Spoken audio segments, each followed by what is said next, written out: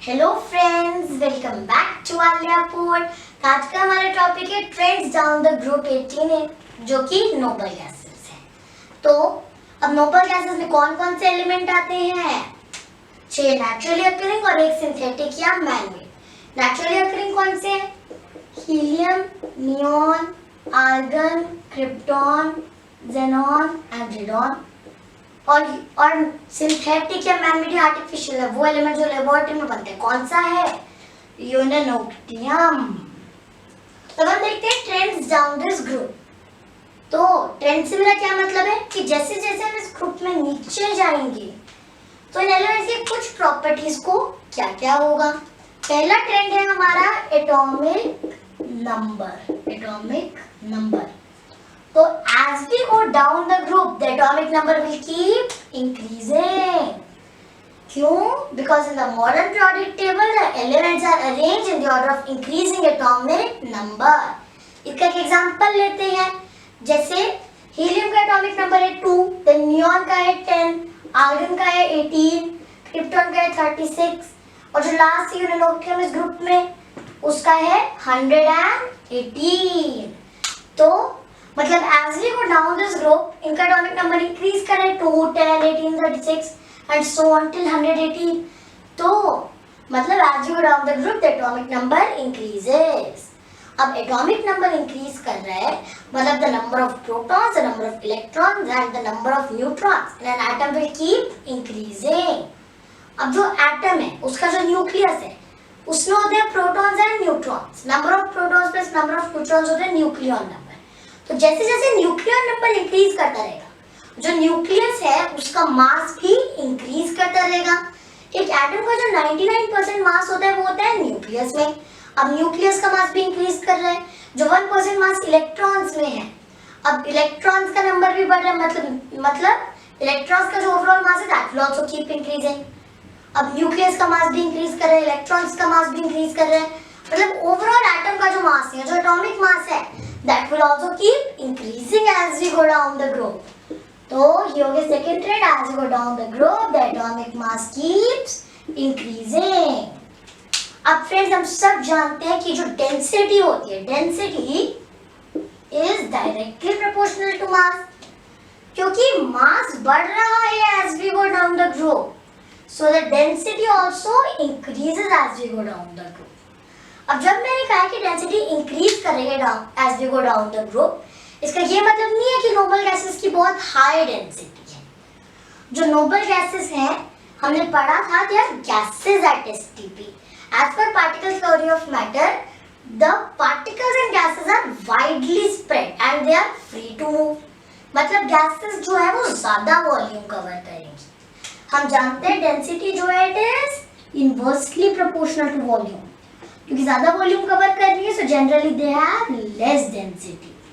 पर जैसे जैसे हम डाउन दिस ग्रुप जाएंगे डेंसिटी जो है उसमें स्लाइट इंक्रीज आता रहेगा।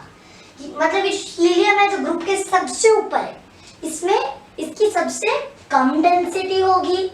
We know density is directly proportional to heaviness. तो जो चीज की कम डेंसिटी हो सकती है हम कह सकते हैं वो चीज बहुत लाइट होती है। हीलियम लाइट है, that is why it is used in hot air balloons. तो मतलब as you go down the group the density increases। अब फ्रेंड्स हम देखते हैं हमारा next point which will be the atomic radius। atomic radius as you go down the group the atomic radius keeps increasing। क्यों?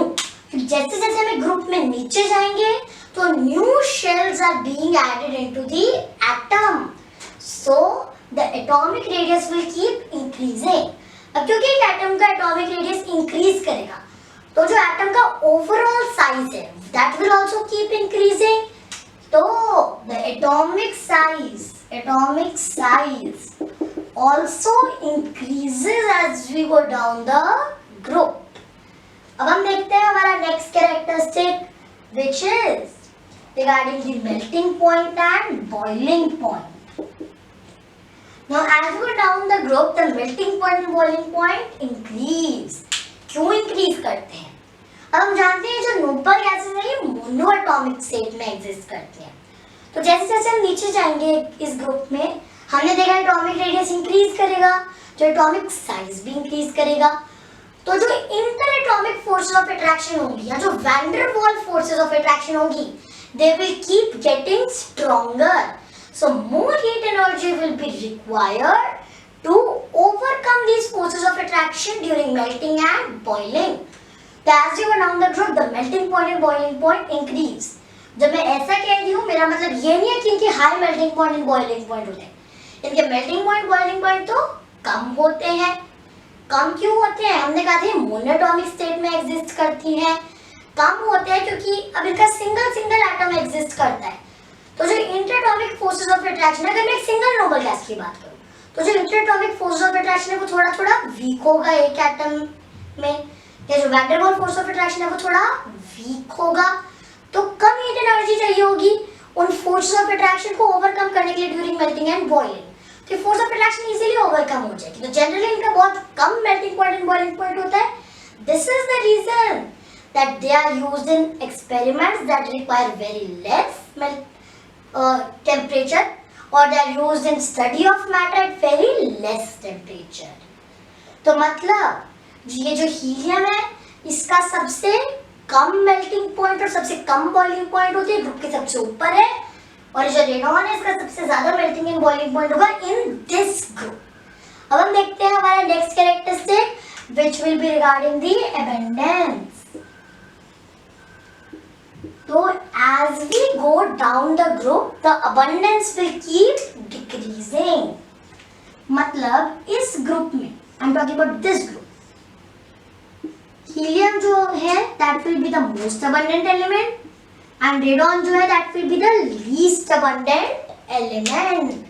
अब ये helium तो इतना abundant है कि ये पूरे यूनिवर्स में सेकेंड मोस्ट abundant element है। पहला होता है हाइड्रोजन, जो ऑब्जर्वेबल यूनिवर्स है उसमें 24% एटम्स जो है वो होते हैं हीलियम के, और जो हमारी अर्थ है उस पे तो हीलियम इतनी अबंडेंट है कि हम उसका बहुत यूज करते हैं। क्योंकि हम उसका बहुत यूज करते हैं, so now world is facing a shortage in helium. ठीक है, तो फ्रेंड्स अब हमने अबंडेंस का भी देख लिया कि as you go down this group the abundance will keep decreasing. अब हम देखते हैं हमारा last trend that will be regarding the ionization energy. So ionization energy is the minimum energy required to remove an electron from the outermost shell of an atom. तो ये जो noble gases है इनका बहुत हाई आयनाइजेशन एनर्जी होता है, पर जैसे जैसे हम इस ग्रुप में नीचे जाएंगे आयनाइजेशन एनर्जी डिक्रीज करता रहेगा। तो ये जो सबसे ऊपर है हीलियम, नियॉन, आर्गन, इनकी बहुत हाई आयनाइजेशन एनर्जी है। इतनी हाई आयनाइजेशन एनर्जी कि इनका कोई स्टेबल कंपाउंड एग्जिस्ट नहीं करता। पर अगर हम बात करते हैं क्रिप्टॉन, ज़ेनॉन और रेडॉन की, इनमें आयनाइजेशन एनर्जी थोड़ी कम होती है। जब मैं कह रही हूँ थोड़ी कम है, मेरा मतलब ये नहीं है इनमें बहुत कम है, मैं कम कह रही हूँ when comparing to helium, neon and argon. वैसे इनमें भी हाई आयनाइजेशन एनर्जी है। अब क्योंकि इनमें थोड़ी कम आयनाइजेशन एनर्जी है तो इनके कुछ stable, few hundreds of stable compounds exist. जैसे मैं आपको ज़ेनॉन के कुछ कंपाउंड्स बताती हूँ, HCF, HCF, HCF4, HCF6, xenic acid, radon का एक जैसे रेडॉन डाई सल्फाइड है ना। अगर आपको और कंपाउंड्स पता है तो आप वो भी ऐड कर सकते हैं। तो हमने आयनाइजेशन एनर्जी का भी देख लिया कि as you go down the group the ionization energy decreases. Friends एक और चीज, ये जो डेंसिटी है, डेंसिटी से रिलेटेड एग्जाम में 1-2 मार्क्स से क्वेश्चन आ सकते हैं that which noble gas has the most density and which has the least density.